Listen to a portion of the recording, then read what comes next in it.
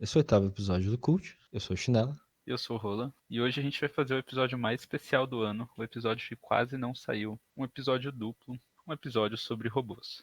O homônimo, não necessariamente máquinas, porque nós vamos fazer um episódio sobre o filme Robo Geisha e o filme Robo with a Shotgun, traduzido como mendigo com a escopeta. Então, Chinelo, qual dos dois é seu favorito? Bom, Rô, essa pergunta que você fez a primeira vez que a gente tentou gravar, eu acho que eu posso responder da minha forma. Da mesma forma, eu gosto dos dois. E eu acho que eu teria um melhor escopo de qual eu gosto mais depois da discussão. Apesar que, como já tive algum tempo para refletir desde a primeira vez que a gente tentou gravar, essa é a terceira para o espectador, eu acho que o Robo e foi Shotgun. Uma das coisas que eu percebi é, ao reassistir, eu diria que o Robo e foi Shotgun é melhor no questão de reassistir, porque quando você reassiste Robo Geisha, a surpresa do bizarro já não mais existe. Como tinha quase 10 anos desde que eu tinha visto o filme, tinha algumas coisas que eu tinha esquecido, como que eles faziam toda vez que ela se movia, mas os pontos mais bizarros eu ainda lembrava. Então eles perderam a surpresa que tinha da primeira vez, mas Robô Shogun foi igualmente prazeroso assistir a segunda e terceira vez. E quarta não? Não, eu só assisti a segunda e terceira, porque eu assisti a segunda porque você teve a ideia da gente ver cada um sozinho pra não perder comentário, e aí você acabou não vendo, eu tive que ver com você pra sair. Eu vi ele 2 vezes na mesma semana, mas eu gostei das 2 vezes. Então, sobre qual você quer falar primeiro? O seu favorito pra assistir de novo ou o seu grande bomba de surpresas? É Robuguês. Você quer fazer uma breve sinopse deste grande filme de 2009? 2009? 2009? 2009. Uhul, sou foda. Sim. Você não tá com a página do IMDb aberta? Eu tô, mas eu chutei, eu não tava procurando, não achei. Tá bom, vou para referência futura ficar ao lado do título. Vai se fuder. Bom, eu posso usar a descrição do IMDb, que é: depois de receber implantes robóticos, duas irmãs competem como assassinas. Eu acho que isso não faz jus ao filme, mas Isso não faz jus aos primeiros 10 minutos do filme. a do Robert Fechogem é igualmente curta, que é um mendigo vigilante mata policiais corruptos, papais noais pedófilos e outras. Fusões. Eu coloco scumbags, que seria. Como seria uma boa tradução de scumbag? Fusão? Não? É, Lixo humano? pode ser. E outro lixo humano. Bolsonariano? Eu vou manter essa. E outro lixo humano com sua escopeta. Confiável? Sua confiável escopeta não é pump action, que é. Punheteira. É popularmente conhecido como 12 punheteiras, Chinelo. Você sabe que isso é verdade. Tudo bem, a 12, com sua 12 punheteira. O que é igualmente curto, mas é uma descrição fiel do filme.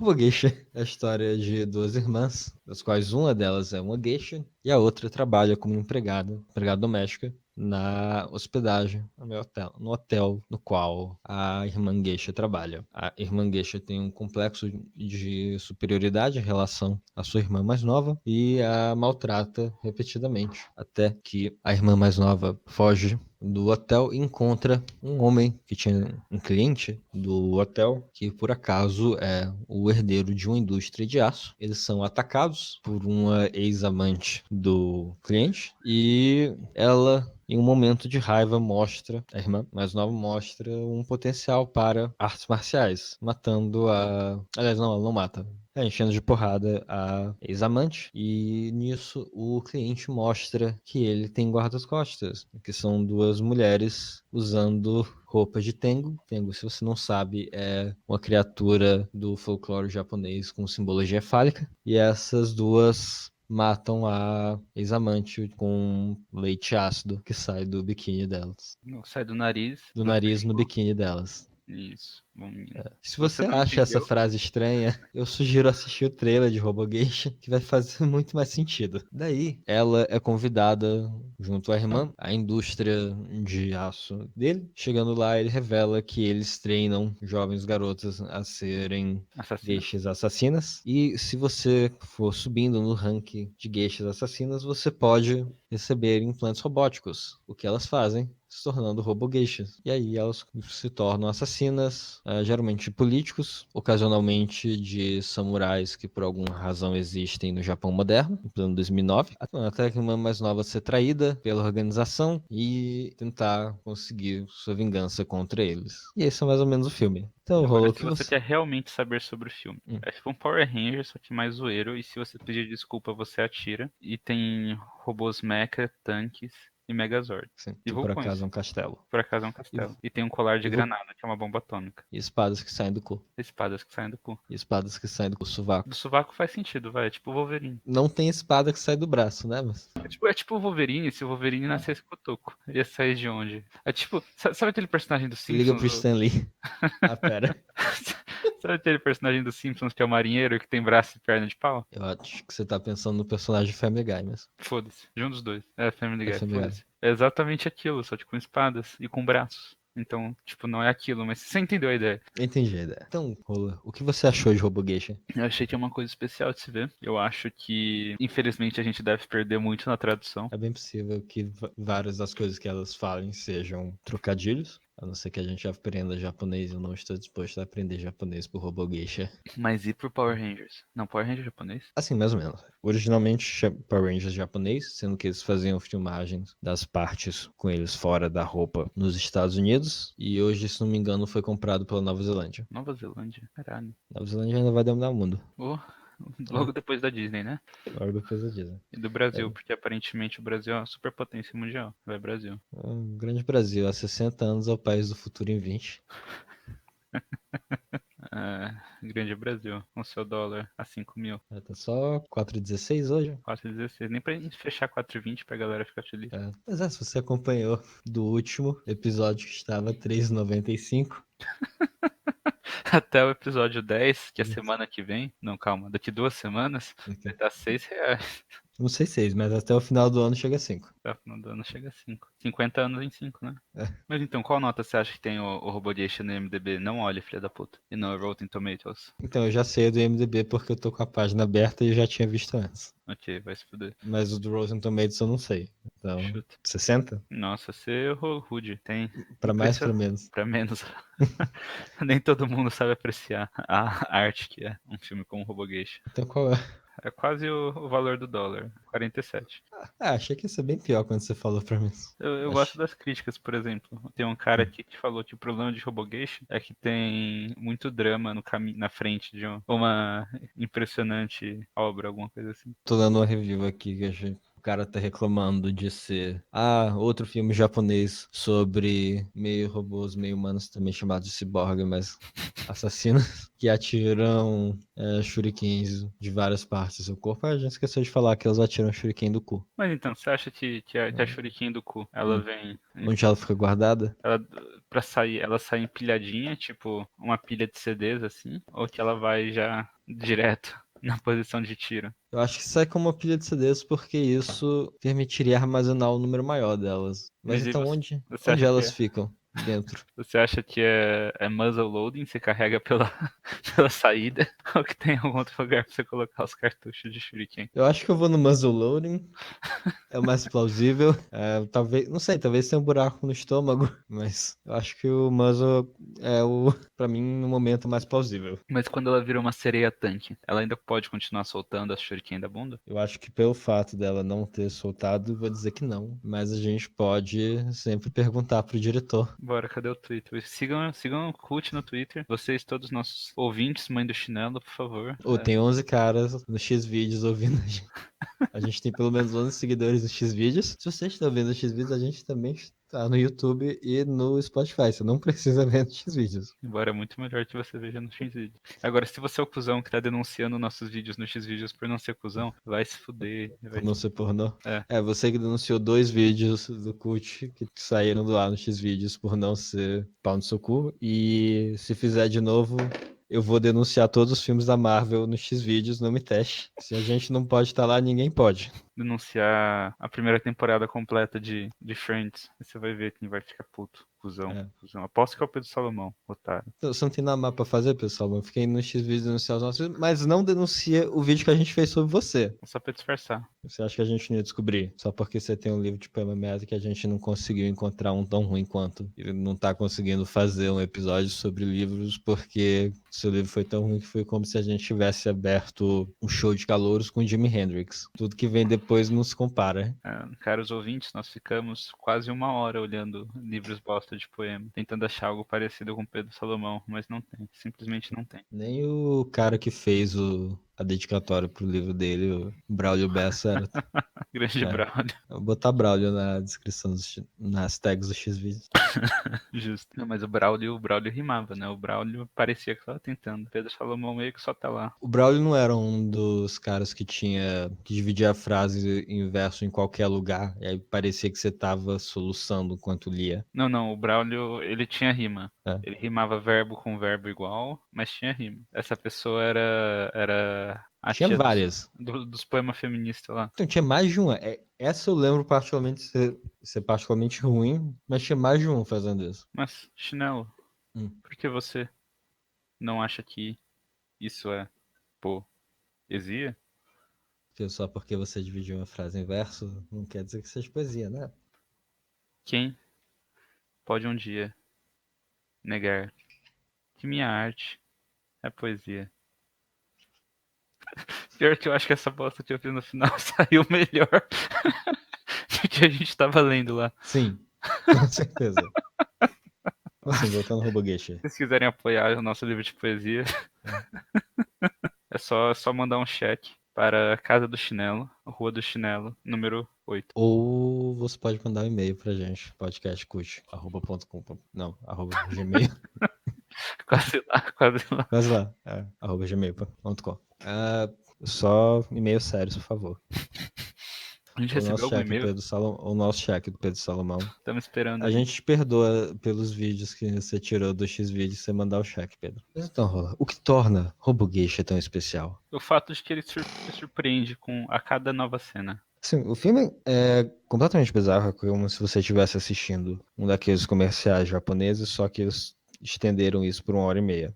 Não tem uma cena em que alguma coisa absurda não aconteça e, por exemplo, tem uma cena que a irmã mais nova é atacada por dois caras. Aí ela levanta os braços e sai de lá, de cada sovaco, uma lâmina. Acho que até, assim, pelo tamanho da lâmina, não tinha como ela caber ali, mas tudo bem. Não, o Wolverine pode, né? Não era daquele tamanho, não era um sovaco, mas É que ela fica guardada paralelamente ao corpo e ela no só. torso. Ao torso e ela só dobra na hora de sair. Ok, pode ser. Naquela situação específica, a lâmina se alinha com a boca de cada um deles e atravessa e os mata ali. Você pode depois perguntar, nossa, em que outra situação isso poderia ser usado? Mas eles chegam a conseguir usar de novo, até numa situação que parece fazer mais sentido do que a inicial, mas outras coisas, como eles vão cortar ela ao meio e por acaso tem um foguete na barriga dela e ela desconecta a parte superior do corpo às pernas e evita ser cortada.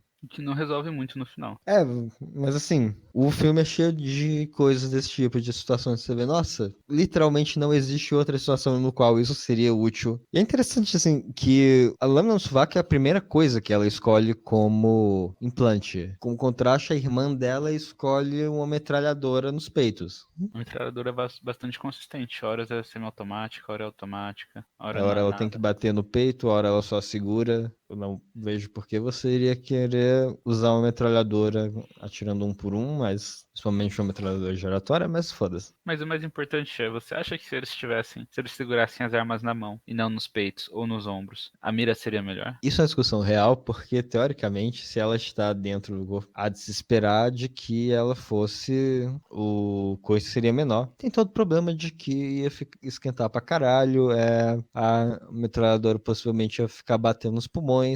Respirava mais rápido, era só você É. sincronizar a respiração com o tiro. Sim. Você aumentava a Só pressão pra sanguínea. referência, uma AK-47 consegue dar 10 tiros no segundo. Ó, ia melhorar a frequência cardíaca, várias coisas boas. Poderia, sei lá, fazer cocô 10 vezes por segundo. Eu não entendi a lógica, mano. Não, porque pressiona dentro do tórax, do abdômen. Se você pensar, talvez Ok, esse seja a base do mecanismo para lançar shuriken. pode ser. Eu achei que tinha uma máquina pneumática ali, mas tudo bem. Movida a metano. É. Mas o que é mais legal de Robogeisha é que a gente assistiu ela em setembro, no mês amarelo, o mês de Prevenção ao suicídio. prevenção ao suicídio. Este belo filme que acaba com o suicídio coletivo. Mas Então, isso é uma coisa interessante. O filme começa, a estrutura do filme, ele, na verdade, é um flashback, porque ele começa um jantar de políticos. A gente tem uma geisha, no qual o político é atacado pelas duas mulheres usando biquíni de Tengu, mencionados anteriormente, e a geisha que revela ser um robô com uma serra na boca. E aí aparece a nossa protagonista, a irmã mais nova, e derrota a robô geisha. E aí comenta como ela não foi sempre assim. E aí começa um flashback. E eu acho que essa é uma cena muito interessante porque ela não faz o menor sentido dentro da cronologia do filme. como um flashback não pode acontecer se no final da história você morre? Faz todo É, sentido. assim, ela morre no final da história e no momento que ela se torna contra a organização, ela se torna por causa de uma explosão, no qual a organização planejou usar contra ela. Ela perde as pernas nessa explosão e é reconstruída. Do momento dela perder as pernas e aí, definitivamente se tornar contra a organização e aí receber as pernas de novo e começar a andar, ela vai direto até a organização e dá início à sequência de eventos que leva à sua morte. Não existe uma janela de tempo que permite aquele flashback acontecer. Mas Pode ser um flashback póstumo, tipo Machado de Assis. então, Memórias Póstumas de Brás Cubas, ele não volta pra Terra depois de morrer e faz outras coisas. Não é a mesma coisa, né? Pode ser um sonho dentro de um sonho, uma gota de orvalho dentro de uma gota de orvalho. Tem coisa mais japonesa que isso? Ah, Não vale falar robôs geishas. eu ia dizer esperar a gota de orvalho cair dentro da gota de orvalho pra começar um duelo samurai, mas Justo. parece o tipo de coisa que a Akira Kurosawa ia filmar. A Akira Kurosawa não chega aos pés do grande, do mito, da lenda. Noburo Iguchi. E também foi diretor, também foi escritor. Será que ele Sim. foi produtor também disso? É difícil ver produtor no IMDb. Quem Mas disse é que o eu tô no Noburugu. IMDb? Eu estou procurando em mídias muito mais secretas. Tipo Rotten Tomatoes. Não, não te pede. Ok. Eu já vi a página, não tem. Vai se fuder. É. Mas você não procurou em espanhol. Ok. Dos hermanas llamadas Yoshi y Kiku Kasuga, que son geishas, son abducidas por un fabricante de acero llamado Kageno para intentar transformarlas en los qualificadas cyborgs asesinas. Surpreendentemente, essa é melhor do que a do IMDb. Para Espanha, ou Argentina, ou sei lá, foda-se, tudo igual. Mas é, um grande Noburo, diretor de outros filmes como The Machine Girl ou Counter Machine Gun, que é a história de uma menina com uma metralhadora na mão, tendente muito mais eficiente que qualquer coisa no Robogeisha. Esse foi o filme que lançou a carreira dele. O outro filme que eu vi dele foi Dead Sushi, ou Dead Sushi, em inglês. Isso é literalmente o título em inglês. É um Escrito, metatítulo. escrito como se fosse o japonês pronunciando Dead. Ah, Dead Sushi, é? Yeah. Dead Sushi, very lethal. Não, very lethal. Ai, ai, olha. Mas você tem que dar uma. Qual que é a nossa bosta? Peraí. Tem que dar um crédito pro cara. Ele começou sua carreira no tipo de cinema mais exigente que existe, o pornô. Isso seria. Isso me lembra. Eu fui ver o IMDb de uma das atrizes, que se chama Soko Masami. Era a primeira que aparecia, ela era um dos Tengos. E aí tava surpresa sobre a quantidade de filmes que ela tinha, que era muito grande. Eu chegava a fazer vários filmes no mesmo ano, assim. E aí depois fez mais sentido quando eu vi que ela também era atriz pornô. Mas é legal que você pode pensar, não, ele é um ator pornô. É ator não, ele é um diretor pornô. Porque pornô não é cinema, pornô não tem criatividade. Mas perceba que o filme mais premiado dele como diretor pornô, chamado Final Pussy, a personagem principal, ela. O background dela é que ela é resultado de um experimento militar que deu errado. Uhum. E quando ela sente tesão, sai, sai metralhadoras dos peitos dela. Desculpa, sai o quê? Metralhadoras dos peitos dela. Ele tem meio que um fetiche por metralhadoras como partes do corpo da pessoa, né? Ah, quando o Tarantino faz com o pé é chique, é cult, mas nossa, Não, meu não Deus. é. Se o Noburo Iguchi faz metralhadora no peito, ai, Não é chique quando Tarantino faz com o pé. Ninguém tava tentando justificar a cena no Era Uma Vez em Hollywood, em que você fica vendo os pés sujos da Margot Robbie. grande era uma vez em Hollywood. Olha, ele tem filmes desse ano. É, continuativo. Pornô? Não, eu falo filme não pornô, mainstream. Ah. Ah não, esse é pornô mesmo. Deixa quieto. É pornô mesmo, isso foi uma piada Não, é pornô. Detalhe. grande. A Grande gente tá. Nibiru, que tem cenas tão icônicas em Robogeisha, como a cena em que elas estão, por razões nunca explicadas durante o filme, vestidas de estudante. Todas elas devem ter bem mais de 20 anos, mas bem mais não, pelo menos uns 22, né? E aí elas estão andando no campo e encontram um samurai em pleno 2009 e acompanhado de dois ninjas. E aí começam a lutar com o samurai porque é o alvo do assassinato delas. E nisso, o samurai mata uma delas, enfiando a espada no cu. Aí por acaso você vê a calcinha dela se enchendo de sangue. O que. É claramente uma metáfora pra menstruação. Não, veja bem, se você não for um espectador, acho que você perde o simbolismo nessa cena. Por que ele mostra a calcinha dela enchendo de sangue depois dele enfiar a espada no cu? Ou por que especificamente enfiar a espada no cu? Ou na vagina, na região ali? É tudo simbolismo. Eles estavam. É justamente a mesma razão do porquê elas estão utilizando roupas de estudante. É uma forma de infantilização das geishas, que são, em geral, meninas que fugiram de casa e foram ou raptadas ou voluntariamente até as indústrias, se tornar geishas assassinas. Forma de mostrar ao espectador que elas aderem a uma causa fútil e por isso elas são postas em roupas infantilizadas. E por isso que ela morre com a representação visual da menarca, para demonstrar que aderir a uma causa fútil, fugindo de suas responsabilidades, ela sim, está tentando não se tornar um adulto e permanece no estado infantilizado. Por isso morre a partir de sua menarca. Ou no caso, a espada no cu. Não é só uma forma fácil de você mostrar a calcinha, porque isso é um fetiche no Japão. Tão bela sua análise. Como você Isso. acha que isso se relaciona com as pernas de tanque?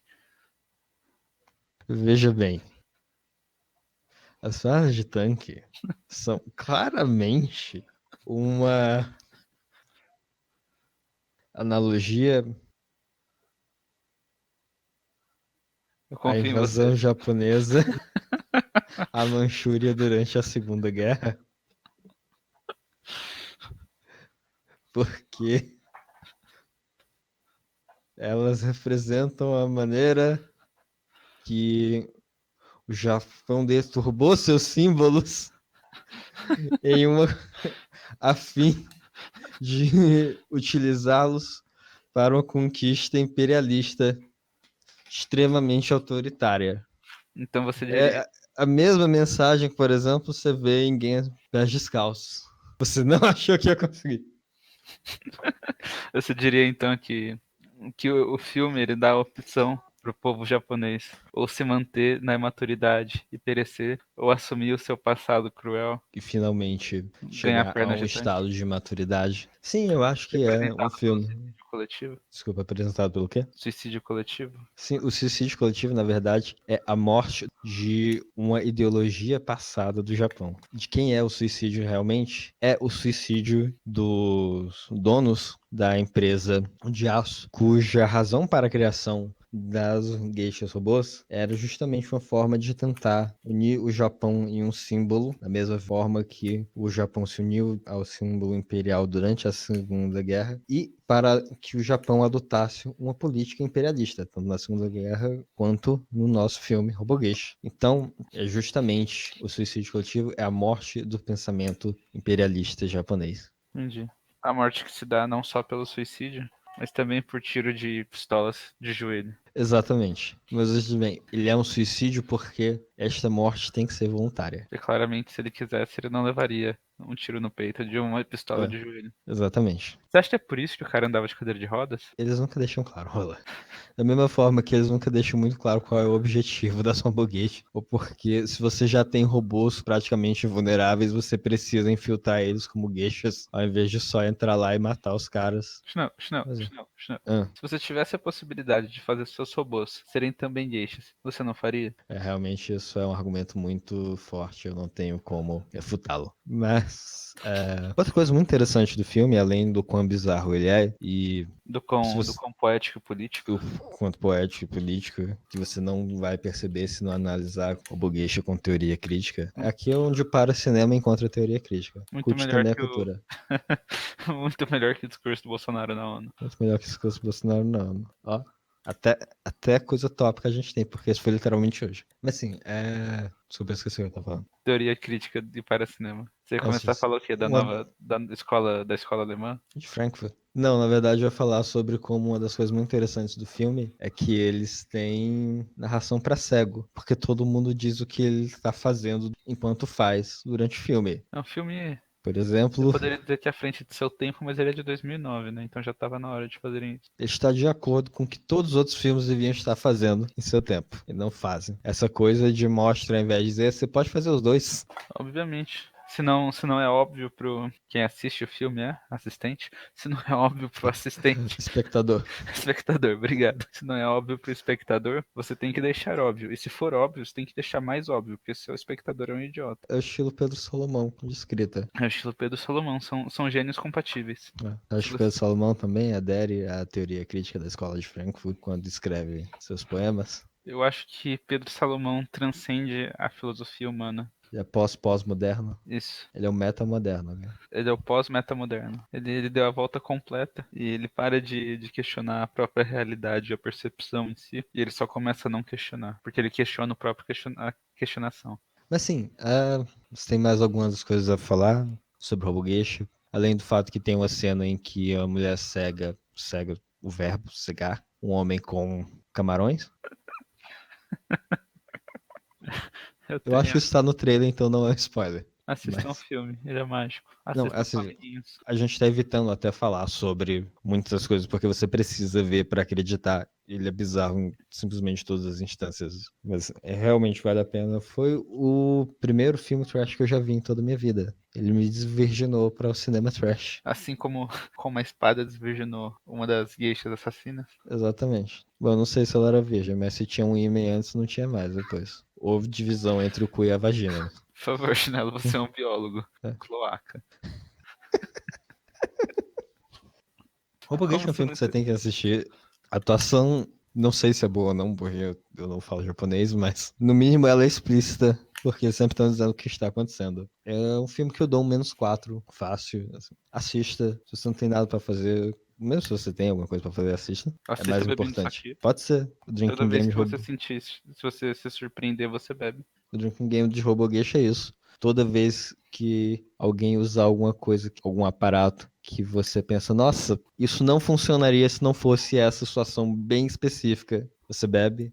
Toda vez que a pessoa começar a descrever a cena que você tá vendo, você bebe. Algum mais? Deixa eu pensar.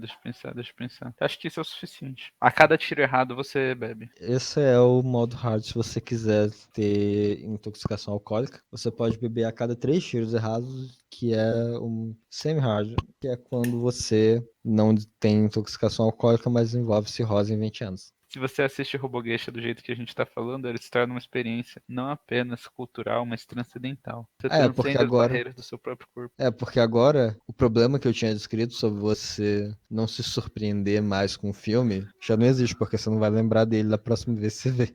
É É o o jeito de se método, tornar. O é o filme sempre método ideal. fresco. Se você assistir dessa forma, ele é o -5. Concordo plenamente. Eu dou 3,5, menos 3,5 para assistir do jeito errado de assistir. Dessa forma, -5. Não existe perfeição maior. Talvez The Room. Aqui The Room nem tá no jogo, né? The Room é outra coisa. The Room é tipo Episódio 10, The Room, em 2 semanas. em 2 semanas, obviamente. Curte episódio semanal, é um podcast semanal. Exceto quando não é, mas nunca não é. Se Talvez você... terá até uma audionovela para vocês que estão nos ouvindo. Mas fica para o futuro nos contar.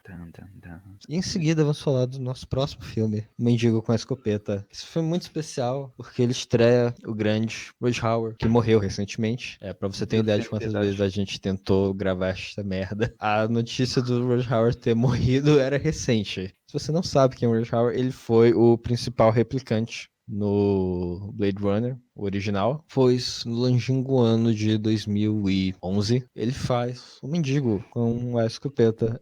O nome do personagem é o Mendigo mesmo. Como o nome do filme sugere, ele faz um mendigo com uma escopeta. Que decide se tornar um vigilante. Existe uma história interessante sobre como esse filme surgiu. No longínquo ano de 2007, Quentin Tarantino e Robert Rodrigues se unem para filmar o filme Grindhouse, que na verdade não é um filme, são 2 filmes, porque cada um fez um filme diferente. No caso, Robert Rodrigues fez Planeta Terror e Tarantino fez o filme A Prova de Morte, que é o filme do Tarantino que, se você for um fã do Tarantino, você provavelmente não viu. Se você não for, você não viu. Um dos propósitos do filme era dar a sensação de que você estava num cinema, principalmente no cinema nos anos 80, até o ponto que tinha coisas como parte dos filmes que são cortadas, porque é como se o filme queimasse. Outra coisa que eles faziam era ter, no caso, trailers falsos entre um filme e outro. 5 trailers falsos, especificamente, para filmes que, em teoria, não seriam feitos, mas que no final dos 5, 2 foram feitos. Então, assim, os trailers especificamente eram Mulheres Lobisomem da SS, sim, a polícia secreta da Alemanha nazista, SSS. O outro filme era Ação de Graças, um filme de terror com tema de Ação de Graças, escrito e dirigido por Eli Roth. O Lobisomens da SS foi escrito e dirigido pelo Rob Zombie. Depois o filme Don't, ou Não Faça, escrito e dirigido por Edgar Wright. E os últimos 2 filmes que acabaram sendo feitos, Machete, o trailer que foi escrito e dirigido pelo Robert Rodrigues, e que depois ele decidiu que ia fazer um filme mesmo. E por fim, um filme que foi feito por um diretor desconhecido. Na verdade, era um concurso, pessoas podiam mandar o seu trailer falso para o Robert Rodrigues e o Tarantino, e eles iam decidir entre eles qual dos trailers apareceriam no filme. Então, Jason Eisner e John Davis escrevem esse singelo trailer e dirigem com um orçamento de $150, muito do qual foi usado para pagar o ator principal em Cigarro e Pizza. E aí eles fazem esse trailer, Robert Fashotton vence o concurso e aparece no filme. E aí, depois eles conseguiram, finalmente, em 2011, 2010 para 2011, orçamento para fazer o filme mesmo. Eles já tinham gente interessada em patrocinar o filme, mas não conseguiam porque tinha uma cena no roteiro no qual eles queimavam um ônibus cheio de crianças. E algumas pessoas são covardes e não querem patrocinar a arte de verdade, só porque ela é um pouco controversa. Tinha uma outra cena que eles tiveram que tirar por questões logísticas, no qual eles tacavam fogo a um saco cheio de filhotes de gato e jogavam em um trem cheio de mendigos. Também pegava fogo. Infelizmente tiveram que tirar essa parte, porque eles não iam conseguir interromper todo o fluxo de uma estação de trem num dia. E só por isso, inclusive. Não foi... Chinelo, você não percebeu a coisa mais importante desse filme. Qual? Sabe o que Rutger Hauer fez em 2001? Não, o que ele fez em 2001? Ele fez um curta chamado The Room, Tá tudo conectado. com 7.1 no IMDb, olha Ó, só. tá mais que o Robert Shotgun, que tem 6.1 no IMDb. Nota que eu digo que é injusto, ele é muito melhor que isso. É muito melhor. O Robert Shotgun é um que você disse que não era trash. Eu também acho que o Robogeisha não é trash. Mesmo que a opinião do Roller de que não é trash, eles são para cinema e, portanto, eles cabem aqui. Se você não sabe o que é para cinema, assista o episódio 7. E se você continuar não sabendo, tudo bem, porque a gente não é particularmente bom no que a gente faz. E aí vai estudar, porque foda-se pau no seu cu, otário. Tá bom. Recomenda a página na Wikipédia. Então vamos falar do filme. Vamos falar do filme. Indica a escopeta, começa com o Roy Howard chegando num trem a uma cidade, Scanville, Se você sabe ou... o mínimo de inglês, você vai entender que é tipo Cusãonópolis. mas Escorianópolis. Escorianópolis. Escorianópolis, Quem nasce em Escorianópolis é o quê? fudido. Justo. Escorianópolis é a cidade onde o crime organizado e desorganizado também corre solto. Ele andando vê várias cenas. Vamos ser direto. Escorianópolis é o Rio de Janeiro. Detroit, vai. Onde os bandidos matam as pessoas, as polícias matam as pessoas matam as pessoas, e é tipo isso, é o Rio de Janeiro. Tipo, Rio de Janeiro um pouco pior, não muito. Nossa, é tipo o Rio de Janeiro na greve dos caminhoneiros. Talvez o Rio de Janeiro na greve dos caminhoneiros fosse um pouco pior, mas é tipo isso. E aí, enquanto ele está andando com seu carrinho de supermercado cheio de lixo, ele vê um homem com um bueiro preso em seu pescoço e as mãos atadas, sendo perseguido por um carro esse que bate no carrinho de supermercado dele, do qual saem os nossos vilões da história, Slick e Ivan, no qual você descobre que o homem com o bueiro no pescoço é o tio deles, no qual eles estão perseguindo para a sua execução. E aí depois aparece o pai deles, o The Drake, O tio suplica pela sua vida, eles dizem não, colocam ele dentro de um bueiro, preso só a cabeça de fora, amarram uma corda, aliás não, amarram um farpado ao pescoço dele e ao carro, e aceleram, decapitando e causando uma fonte de sangue. E essa é a ótima introdução aos vilões. Você só quão ruim eles são. Não apenas isso, E mas já estabelece a estética do filme. e que ninguém na cidade se opõe a eles, porque tem várias pessoas assistindo, eles o fazem num bairro residencial e ninguém faz nada. Nisso depois, a próxima cena é o mendigo olhando Cortador de grama. cortador de grama em uma loja de penhores e aí e criando placas para tentar receber algum dinheiro para conseguir comprar. Precisava de R$ 59,99 para comprar o cortador de grama. E aí de noite ele vê uma boate onde por acaso estão punks levando um outro mendigo para dentro. Ele vai ver o que acontece na boate. Essencialmente é um lugar onde as pessoas matam mendigos de forma indiscriminada. E usam cocaína. E usam cocaína. E é lá onde o Slick e o Ivan estão. É o Rio de Janeiro. Exato. E aí o Slick tá ameaçando um garoto que estava jogando videogame. Aí aparece uma prostituta, a Abby,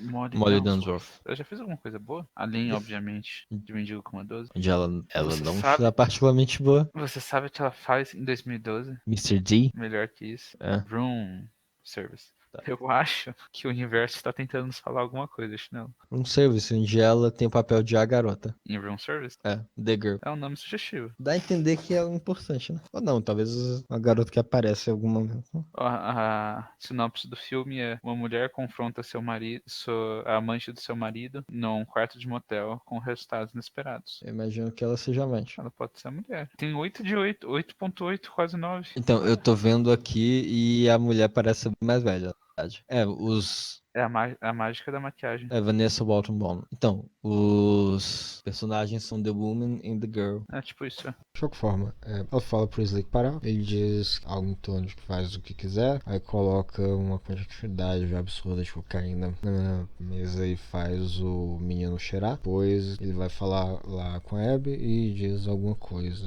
Ela diz alguma coisa em torno de contanto que ele tenha dinheiro, ele pode fazer o que quiser. E aí ele leva ela até uma garagem no qual as portas abrem. Tem um cara com uma máscara e um saco que dá a entender que ela vai ser abduzida. Mas aí aparece o mendigo, manda ele soltá-la. Então o Slick tira uma faca, vai até ele, o mendigo bate nele com a bengala e depois com um saco de moedas, faz uma meia com moedas, que estoura na cara do Slick e o carrega até uma delegacia de polícia, onde ele manda o Policial. delegado prender o Slick. O delegado se encontra com o mendigo dentro de uma sala, no qual o mendigo fala dos problemas da cidade, que eles têm que começar a operação de novo. O delegado fala sobre como ele tem razão, de que realmente ele acredita que alguns de seus policiais são corruptos. E aí nisso você vê o Ivan e o Slick entrando na sala. O Ivan e o policial prendem o mendigo à mesa e o Slick tira uma faca e escreve Scam no peito do mendigo. Por sorte, o filme não foi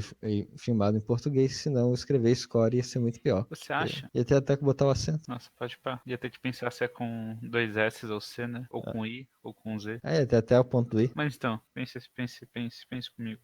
Será que eles não estariam apenas dando boas-vindas? É o que eles falam. Não, porque até Escoriópolis. Então, se você tá, qual que é o nome? Naturalizando. Isso, naturalizando o novo visitante. Estão tatuando o nome da cidade no peito dele. Tatuando com uma faca, o melhor tipo de tatuagem. Permanente, nem laser tira. Se for um laser forte o suficiente. Se for laser forte o suficiente, tira tudo, né? Exatamente. Pois é. Resolve todos os problemas, unha encravada, depressão, ejaculação precoce, tudo. Aí ele é jogado no lixo, ele sai do lixo e vai andando pela cidade. Claramente uma alusão a ele ser lixo. É claramente usando a forma de como nós tratamos a população sem teto. E nisso ele encontra a prostituta Abby, quem ele tinha ajudado antes. Ela o leva para casa e cuida da ferida dele e dá uma camisa nova já com um urso, qual ele conta a analogia de que quando um urso come carne humana é necessário que o mate, porque ele se torna viciado nisso. Depois ele sai no dia seguinte, encontra um cara que faz snuff films e aí o cara dá dinheiro para eles filmar, primeiro quebrando estourando uma garrafa de vidro em sua cabeça e depois mastigando esse vidro e pegando o dinheiro com a boca cheia de sangue. Porque ele não escovava os dentes direito, escovem seus dentes, criança. Não teve nada a ver com o vidro. Eles tinham gengivas frágeis por não passar fio dental. Obviamente. Escovem seus dentes, criança. Ele finalmente consegue o dinheiro para comprar o cortador de grama. Vai até a loja de penhores. Quando ele está com as mãos no cortador, entram 3 assaltantes, rendem o caixa e uma mulher que estava com uma criança. Um dos assaltantes coloca uma machete no pescoço dela e fala para o caixa dar todo o dinheiro. O caixa esvazia o caixa. Quando não tem dinheiro suficiente, o cara diz que é melhor ele produzir algum dinheiro, senão ele vai cortar a garganta da mulher. Nisso, o mendigo se vê a necessidade de fazer alguma coisa e vê uma escopeta que por acaso custa a mesma coisa que o cortador de grama. Esse é o chamado do herói para ele. Ele pega a escopeta e mata os 3 assaltantes, dizendo que vai dormir em suas carcaças ensanguentadas. Uma cena que está no trailer inicial de 2007. Paga pela escopeta e aí sai. Mas não pelas balas. Tecnicamente não, as balas acabam saindo por cortesia da casa, né? E aí sai às ruas como um vigilante, one shell at a time. E aí sai matando Papai Noel pedófilo, isso faz mais sentido quando você vê o filme. O cara dos Snuff Films, um cafetão, uns caras envolvidos com tráfico sexual. E aí ele lutando contra a criminalidade, irrita o nosso vilão, o Drake, que reclama que os filhos não o mataram quando tiveram a oportunidade. Eles só escreveram scam no peito dele. E aí que a cidade está perdendo o medo deles, que os filhos têm que fazer alguma coisa. Aí é a cena que ele está com fogo no ônibus cheio de criança, enquanto toca Burn, Baby Burn, não tão sutil quanto Robogeisha. Comentário sobre o imperialismo japonês. Onde eu tava? Eles queimam as crianças, depois eles, quando estão noticiando o crime na televisão, o Drake e os filhos entram lá, matam o âncora e noticiam que eles vão continuar matando crianças se não matarem o mendigo e que eles estão abrindo temporada de caça a todos os mendigos, não só o da escopeta. E aí a cidade se reúne por medo para matar os mendigos. Nisso, há a reunião do mendigo com a Abby, quando ela está prestes a ser estuprada por um policial corrupto, apesar que praticamente todo policial na cidade é corrupto. Aí ele mata o policial. Eles fogem para casa dela e aí lá vive um cara que reconhece o mendigo e cabueta. Que no caso é o. É o cara que é o menino que quebraram, que ele tava batendo na boate. Então, Chinelo, você caguetaria alguém para o seu bulinador por uma quantidade colossal de cocaína? Então eu não uso cocaína, né? Mas eu acho Claro que se que não. usasse, Ele não usa a mãe do Chinelo que está ouvindo o podcast. se eu usasse cocaína, eu imagino que em função de uma dependência química eu poderia fazê-lo. De certa forma, ele consegue 2 coelhos e uma cajadada, porque sempre achei essa coisa de ter queimado. Quem usa cajado pra caçar, principalmente caçar um coelho? Alguém muito rápido, né? 2, inclusive, né? Ah, vai que você joga o cajado. De qualquer forma, porque agora, quando ele manda o Slick pra lá, o Slick tem uma chance de morrer. E ele morre. Então, ele ganhou. Um dos ferimentos mais trágicos. Pois é, o Slick e o Ivan entram lá, eles têm uma luta contra o mendigo e a Abby. O Slick começa a cortar o pescoço dela com a serra, não é elétrica, vai no manual mesmo. Nós temos que preservar o meio ambiente e gastar menos energia. Isso. Mas aí o mendigo consegue render o Slick, prendendo com fita a shotgun ao pau dele. Manda o Ivan embora, senão ele iria estourar o pau do Slick. O Ivan vai embora e aí o Slick suplica pra ele não atirar porque ele era novo e ainda tinha muito a fuder. Ele diz que não e atira e mata ele. Assim, o Slick ainda tem a oportunidade de ligar pro pai, falar o que aconteceu e morre ao telefone. Hemorragia. Ele leva a minha pro hospital. Homens do Drake pegam o mendigo, levam pro Drake, que vai executá-lo da mesma forma que ele executou o irmão, usando uma corda ligada a uma moto para decapitar ele enquanto ele tá no bueiro. E aí nisso a Abby sai do hospital, pega uma shotgun, faz uns gambiarras para tornar um shotgun com um machado onde fica o apoio. Não faça isso, crianças, não é inteligente. Quando você atirar, o machado vai na sua direção. A não ser que você queira ser uma pessoa muito forte e motivada a não É. encostar o apoio de ombro em você. É a motivação para ir pra academia a não perder o braço quando se atirar. E aí ela também faz um escudo usando o cortador de grama. E aí nisso, ela vai lá resgatar o mendigo. O mendigo, ela consegue resgatar o mendigo, apesar que perde a mão. Ela esfaqueia o Drake com o cotoco da mão, tá com o osso exposto. E aí depois o mendigo mata o Drake assim que a polícia chega. E quando ele mata o Drake, a polícia mata ele. Mas os moradores da cidade, que foram motivados anteriormente por um discurso da Abby, decidem lutar contra a polícia. No caso, Abby, não a Abby Camargo, falecida, mora nos É nossos a Abby mesmo corações. no filme? É Abby, não é Abby. Bom, eles estão errados no filme.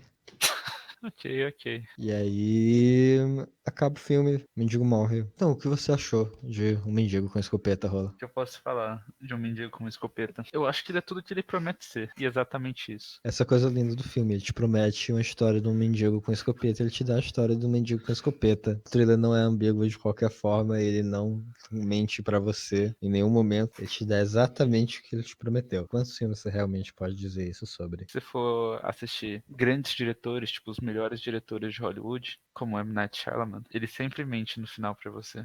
Ele nunca te dá aquilo que ele fala que vai te dar. Agora, mendigo com uma escopeta é apenas. Foi assistir a coisa no cinema, é um título que mente pra você, tem um bando de coisa no filme, não é só uma. Você vai assistir The Room, tem mais que um quarto. Ah, Tem né? 2 quartos. Em São Francisco. E uma Você vai varanda. assistir Os Vingadores, eles não estão se vingando por nada. Você vai assistir a Viúva Negra, mas ela nunca casou. Ah, não, pera, você não vai Nem assistir porque não tem um filme. Você vai assistir um Gavião Arqueiro, mas ele não é Gavião, ele só é arqueiro. você vai assistir Harry Potter e a Pedra Filosofal, em nenhum momento a pedra discute a escola de Frankfurt.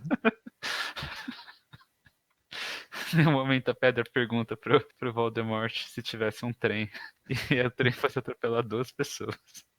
Ele pudesse mudar.